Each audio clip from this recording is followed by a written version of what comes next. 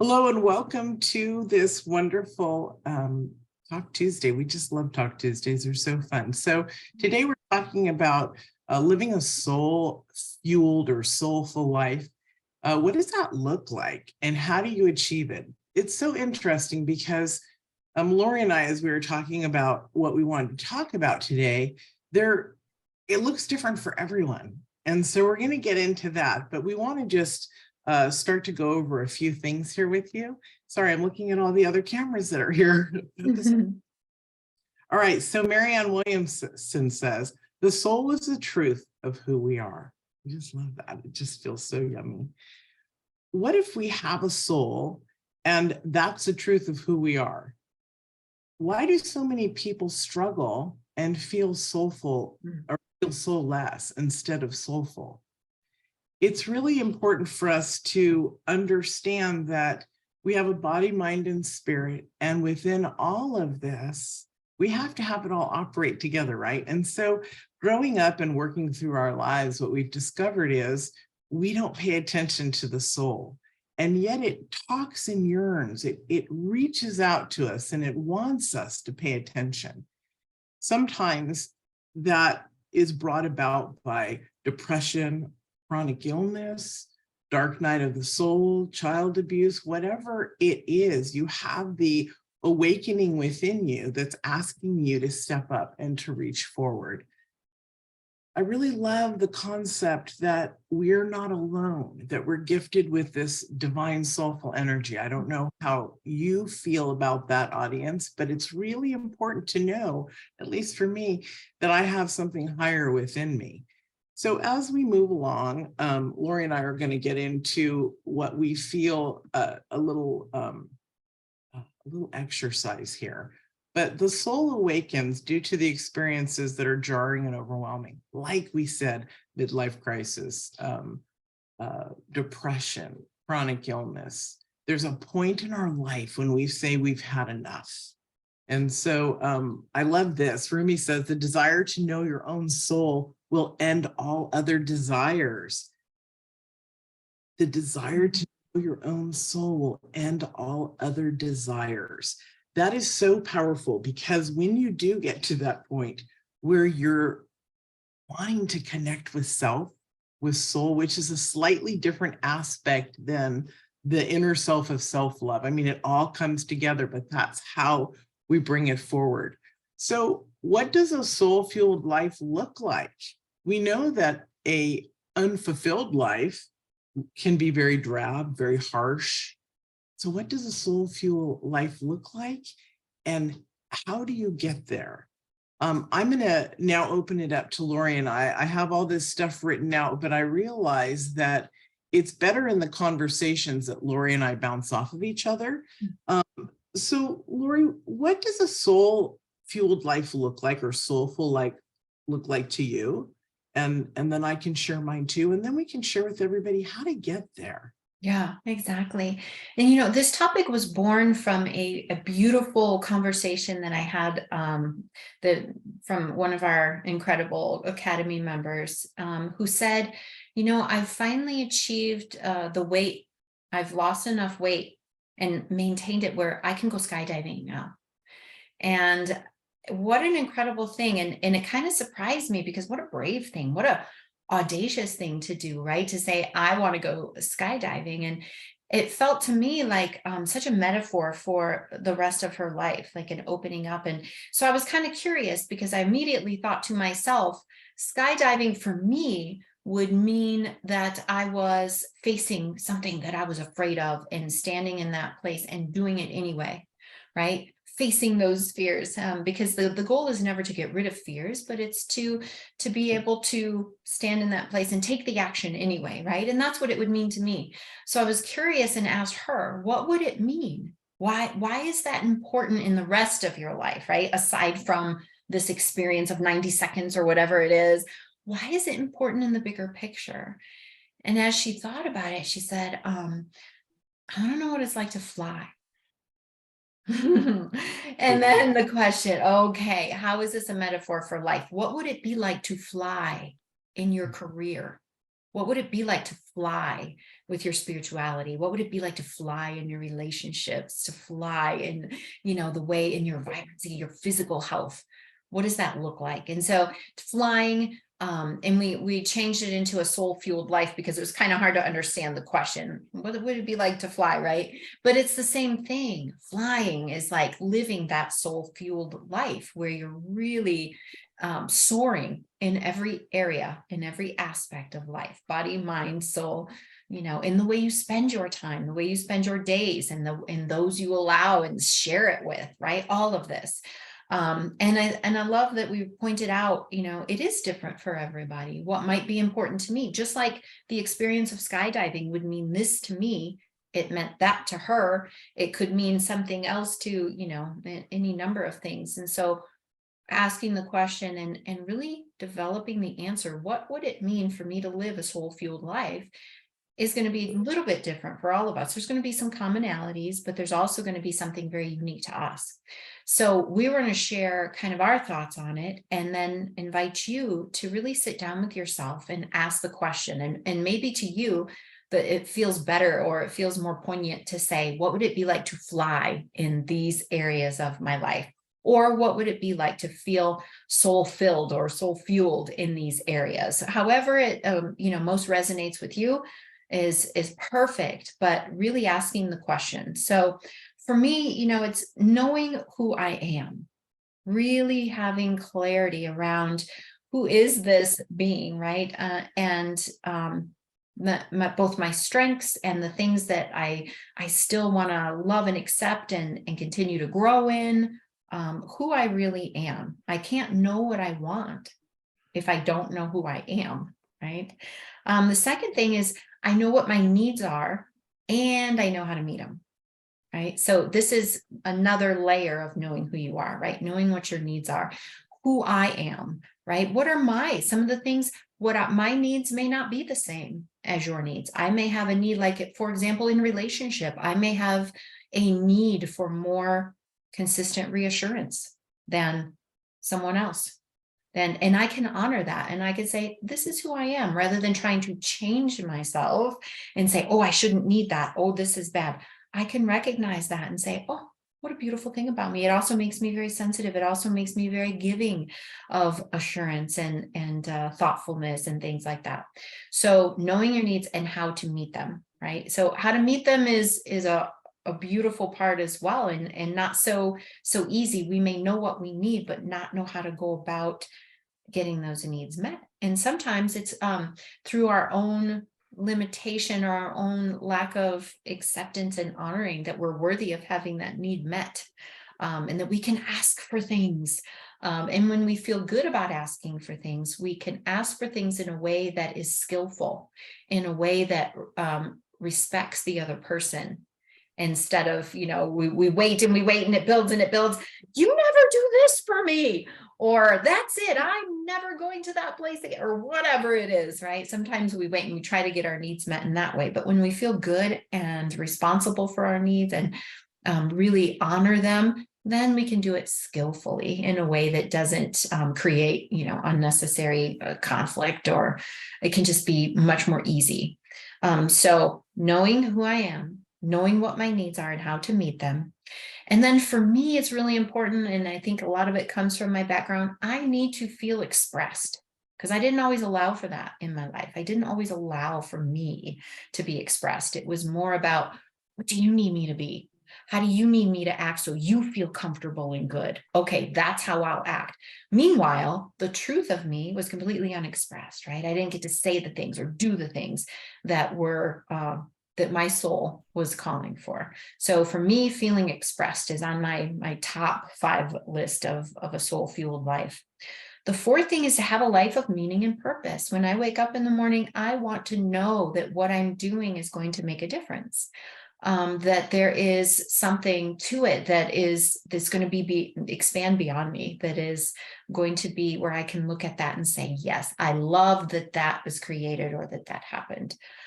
So a life of meaning and purpose. And obviously, the Greatest You Academy is that place where I get to have meaning and purpose in my life, right? The people that we support and the work that we do brings that really beautifully to my life.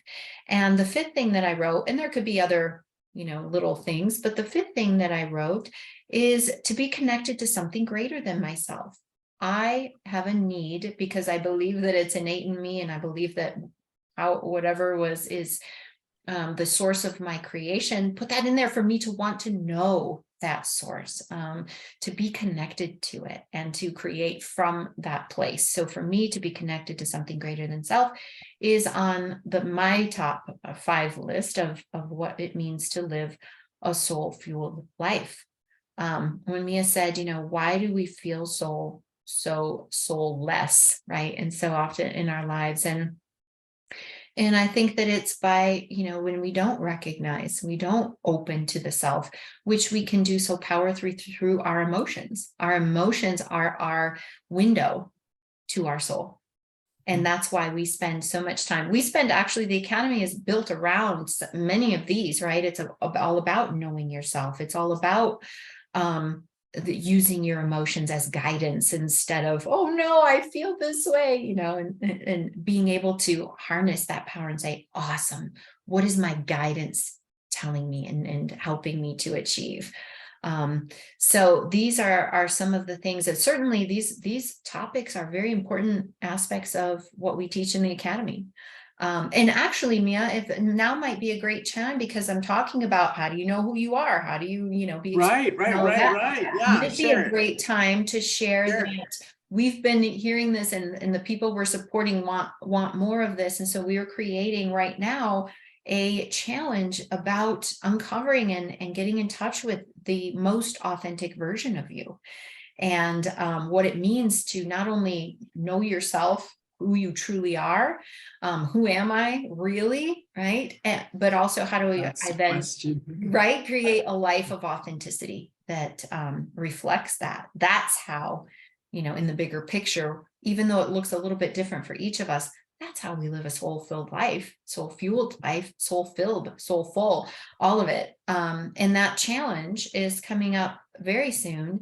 It's actually starting on May 8th. So you're going to get email communication to be able to sign up to participate in that free 4-day event, where we're kind of making sure that we keep it easy and doable for people, because it doesn't do any good for us to give you tons of information if you don't have the time and space yet to really absorb it. So wanted to mention that because it's so related to our topic today, and my points, my 5 things that I really need to live a soul-fueled life. So what else, Mia, is, we said it can look a little bit different for different people. Right. What's your definition of a soul-fueled life? So mine seems a lot more simple. Which all good, right? And I like that we have these examples, because a person might, look at that, oh, mine is much different, it must be wrong. No, it couldn't be wrong. It's you, it's yours. So I'm glad whether to you, give a couple examples. so whether you express yourself like Lori, which is one of the reasons I love working with Lori. I love our partnership that we have, because she's so eloquent. And so and I'm going to give mine. I feel so funny. Okay, so I went on this journey of looking for my soul literally years ago, but most profoundly about 15, 16 years ago, when I started coaching.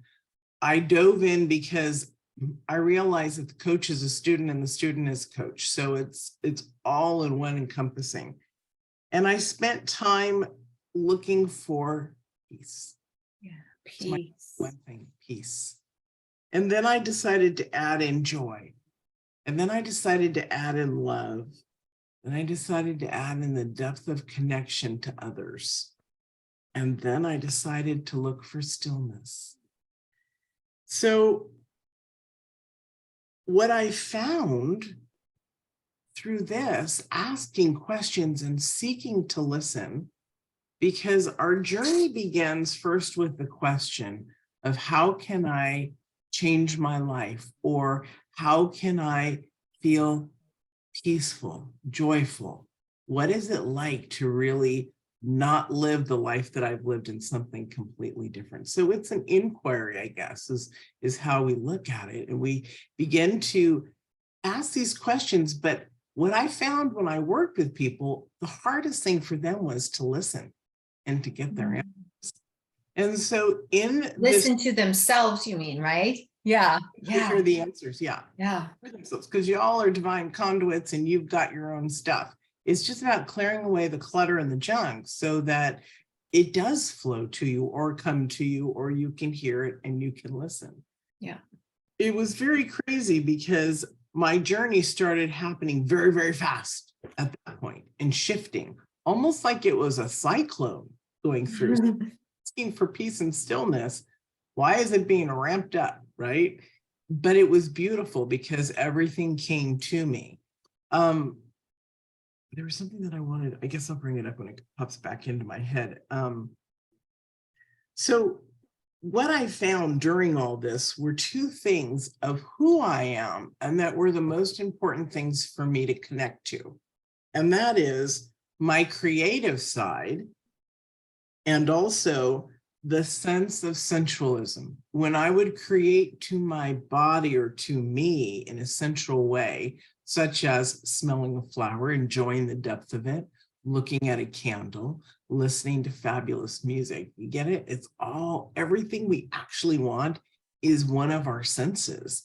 It's about touching and connecting to who we are with our human state, our body, mind, right?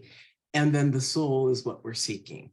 So it's really beautiful to have a list and to be able to seek that out as it finds you along the way. There's going to be some ups and downs because that's part of the beautiful journey that you're on, is about seeking and finding and practicing.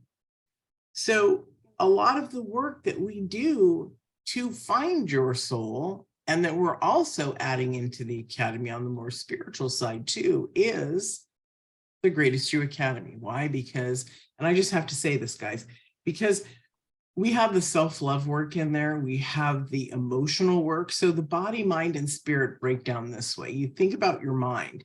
That's your mental clarity. That can be your depression. That can be your emotions.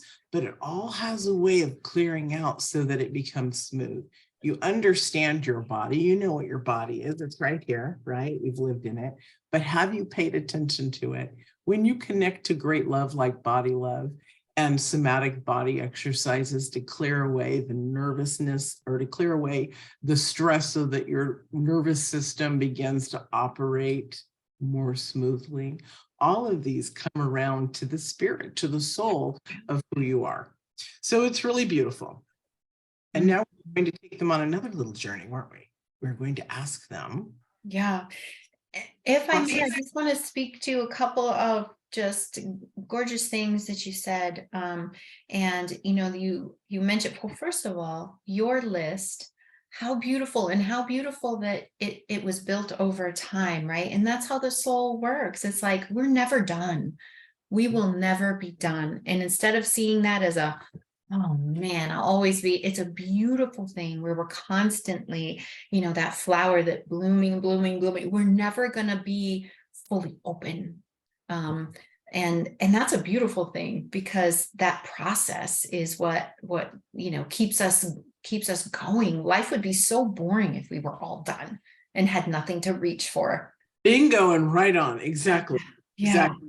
So the journey is what makes the life. It makes the life. When you're secure in the journey. Now, I understand fully, because I spent decades knowing I was on the journey, but feeling like I didn't feel supported. I didn't know how to do it. So it just felt like chaos and confusion all the time. So when you know how to do the journey, it is so gorgeous. You get to be with yourself, this incredible creature that has so much insight and knowledge. You're constantly surprising yourself and how lovely it is and what your thoughts are. And of course, they're coming from the divine, right? So it's your connection with yourself. That deep connection with yourself is your connection with the divine. So why would we not want to have that, right? Why would we want to be like, okay, I'm done. I don't need that divine connection anymore. Of course we do. Of course we want that divine connection. So it's about when you learn how to go about the journey and it feels safe and secure, and then it's gorgeous, right? But I can relate to anyone who says, oh, I don't know how to, I just feel chaotic. Every time I open myself up to growth and transformation, it feels chaotic and I don't know how to, feel secure, and it's just confusing and it makes me frustrated because I'm like, I don't know how to get there. I don't want to see where I want to go because I don't know how to get there. And that hurts. It's painful. And we say, yeah, it is. That's why when you have your toolbox and you see where you want to go, you're like, awesome.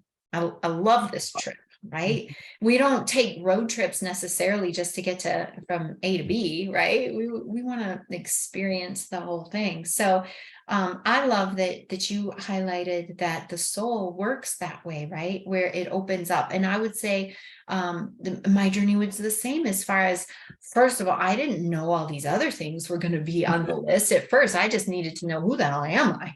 I have no idea. Right. So it is that way. So don't feel like, oh, I wrote down that list. I have to, I can't put anything else on it later. I can't, or not much is coming to me. That's okay. You only need one little thing. You only need to crack that door open a little bit to start letting that beautiful sunlight stream in. So wherever you're going to start with your list, start there and know and trust that it's going to build, it's going to grow as you get that connection going and that communication, those lines of communication open. The other thing you said is sometimes it's hard to hear and hard to hear the answers. And I just want to speak to that for a second, because there was a time in my life that was so frustrating and so just almost dejected. I felt, because people would say, and I was doing this work and I was reading books and listening to things, and all the time the message kept coming to me, all the answers are within you. And it pissed me off so bad. I'm like, no, you tell me the answer, because I have no idea. I'm listening. I can't hear the, and it was all that, I'm so worked up, my nervous system and everything like that. It's, how's the answer in me? I've literally been, swirling with this problem for months or whatever, and it's not coming. So I don't believe you that the answers are all within me. And Nicole, I would really want to hear what you had to say. Can you just hold it though, please? Yeah, I want to just. We need to finish this talk first. How gorgeous it was when the answer did come. I realized that the way to it was this beautiful, for me. I'm not saying it's always the same for everybody. We're going to all have our ways, and we can help you figure out how to access yours. But mine was just truly in the surrender and in my body. And that's something else Mia brought up, is that, we need all of our systems, right? And there's so much wisdom in our body. I was shut off from my body. So of course I didn't have the answers. My body wasn't a safe place to me. And so I didn't relate to the sensations. I lived entirely up here, searching only my mind for the answers. And the answers are not only in your mind, they're in your heart, they're in your body, they're in your feelings and your sensations. And so that's, so much of what we teach is, oh, how do I access that? Especially if my body's not been a safe place for various reasons.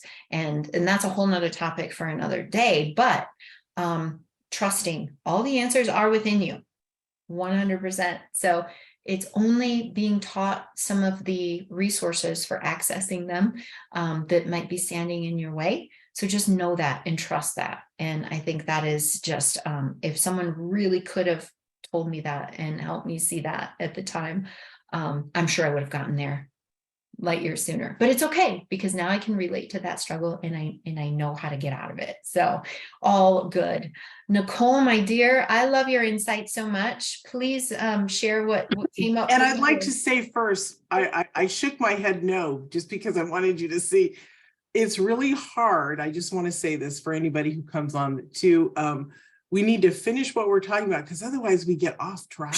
Gone. And something else comes in. That's so embarrassing for us. And yeah. Well, and I think it's an awesome thing, because yes, something will leave, but something, equally amazing comes in, but you're right. It can be really hard to come back to that because it's being, Yeah. a lot of times something is coming through us. It's not even really ours. It's something that, is beautifully meant So for what I was you. going to say was along the lines of what you were saying, that when for some people in the beginning, we get disconnected from our soul because we get caught up in what's happening with our health challenges, with the circumstances and the traumas that happen in our lives, and we get stuck in our mind and our body. Yeah. And through the work, and we even get separated from divinity because we lose our faith sometimes in God, because how could this abuse be happening if there is a God? How could this illness be happening to me if there is a God? And I'm speaking from personal experience, and through working with you guys and working with self-love, I've been able to regain my strength and know that there was always a divine purpose, that I was kept alive for a reason, even though I was harmed, but I was ultimately kept alive, that these challenges and experiences have been for my greater purpose and have been part of my soul's journey. But I have questioned at time, well, what kind of soul would choose to pick all these challenges, all these traumas, if it could have chosen a perfectly happy, joyous life? But that's not my greater purpose for my soul in this lifetime. Yeah. But there has been guilt and shame that I've held within myself, and guilt at my soul and at God, and then I projected it on myself. So, it's doing the healing work with you guys and with comparable people that brings us to that healing of our soul. But we have to look at our shit first, and we have to know that there is a greater part than just our mind and our body. But sometimes when we're stuck in our challenges, we can't believe that there is a greater purpose. Absolutely. That's what I was going to say. When there's, thank you. It brings up, like Lori said, a fabulous, addition here, that when we, so thank you, Nicole, when we forget who we are, we lose our purpose, we go back in the darkness or that hole. Yeah. Remember that when we are born, we still remember who we are, but we're tiny, right? We're tiny little beautiful beings who love to play with their feet and just so joyful. Yeah. Life changes that. And by the time we're 4, 5, or 6, most of them around 4, we start to forget because life is so different. And some people never forget. They have children that are talking now about lifetimes in the past, and then they check it out in history and they're finding out everything they're saying is exactly what this person believed, like a well-known person. So soul comes here not by its well, it is by its choice. You are its choice, right? I am my soul's choice. So when you said, how could our soul, or how could soul do this and choose this? We actually have come here for a vacation, a reprisal, or a growth. She said, who would choose that?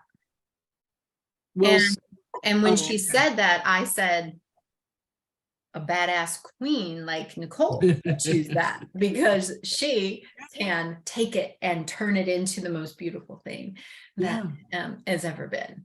That's who would choose it, a badass queen. Well, and what if we all recognize that we are pretty badass humans? Literally. Absolutely. I've yet to meet a person who is attracted to the Academy that I couldn't say that about. Mm-hmm. It's yeah. Yeah.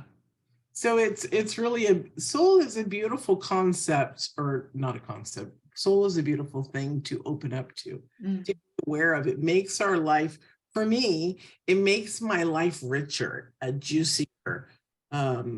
And peace and joy and love and connection and stillness and creation and sensual. None of that is possible without the soul. Right. Yeah. It's beautiful. Okay, so where do we want to take everybody from here? Well, the beautiful opportunity here is for each one of us to create your own list And it doesn't have to be, something where I got to get this right. It's literally sitting down, maybe creating some kind of ritual around it, something beautiful. And maybe you want to do this for the next 7 days until our next teaching topic, and just create a space. So I am creating this space with the intention of finding out and asking the question, what is a soul-fueled life? When I'm connected with you, what will we be reaching for? What do we need? What does life look like when it is soul-fueled? And, creating a little ritual around it, whether that's incense or flowers or going outside. Now, for most of us, we're getting some really beautiful weather. It's time to bloom and open up, right, to things. And so how would you like to? Maybe it's by the crickets at night, which would also be beautiful, but creating a little space of 5 minutes, 10 minutes where you just sit, ask the question, and let that beautiful the information download to you. And even if you don't get something, right, even if you just made the space, that's still a really beautiful work. That's still something that's important and will no doubt have an impact in some way. So just opening up and creating the space. So do you have 35 minutes between now and next Tuesday, where for the next 7 days, you could spend 5 minutes asking your soul? Probably.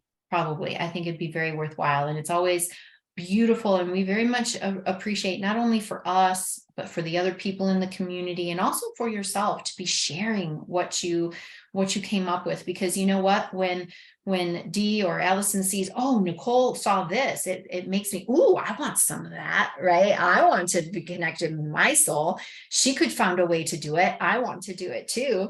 It just provides that sense and that sisterhood, and also the collective energy behind the things that we do together is so much more powerful. So going into the Facebook group and just posting, here's my definition, or I did it. You don't even have to share if that's something that doesn't feel comfortable. I did it. I made space, twice this week, or whatever it is that you were able to do. And you will serve us, the community, and yourself. So that's what I would love to kind of challenge you. It's in the integration where things actually happen. This is an important space, the teaching and the understanding, but then how you take it forward is everything. Lori, most people would say, I don't know what a soulful life would feel like. And this is why we want them to take the time, because you may say, oh, I remember that poet I met. He was so soulful and that was really cool, but I could That's not me. Yeah. Right. I can't get there myself. And what I want to say is, who says so? We are programmed from a very young age, mostly negative. And so that's what we believe. I remember saying to my mom in elementary school, I'm the youngest of 4, saying, Mom, I want to be a writer. I want to get out. I was in the 3rd grade. No, you can't be. Your brother's the writer. Okay. And then when I was like a year later, I started taking art classes in school. Mom, I want to be an artist. I'm so excited. You can't. Your sister's an artist. Yeah. And then everything else I want to be an attorney, a civil rights attorney, and help people. No, you're going to get shot. All of my whole life. No. No. I mean, it's like a comedy routine, but this was the truth. And so I think what I did was, because I am sparky, I think that my soul said, let's show them. And I'll be a healer. I'll be a healer. Exactly. Yeah. And so really, whatever, if you have that fear that you can't find your soul or connect to it, just be still within yourself. We were saying before, because that's the beauty. The stillness from somebody who comes from trauma. I could not be alone. I could not have sound off in my house. I had to have something going. I prefer stillness. And so in that, you'll find everything you need if you just give yourself a little bit of time for you. Yeah. So let me just add to that then, right? We are also here for you. It's not only a place for all of these wonderful things when they happen. Oh, I got so connected with my soul. Our support is also for a place for help me. I couldn't sit for those 5 minutes. I was so uncomfortable. Okay, great. That tells us where we need to go. It tells us where we can put some time and attention. We can help you get through those blocks. So it's not just a space for, all the fire, for all of our celebrations of it. It's also a space of true support. So whatever the block is, when we offer you something to try on, never think that if it doesn't work for you or you weren't able to do it, that there's not room for you to share and get support.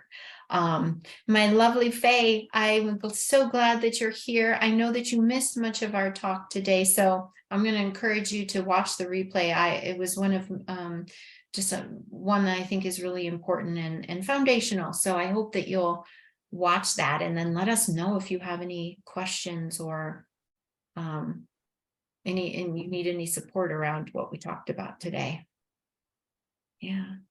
Beautiful. All right. Well, I think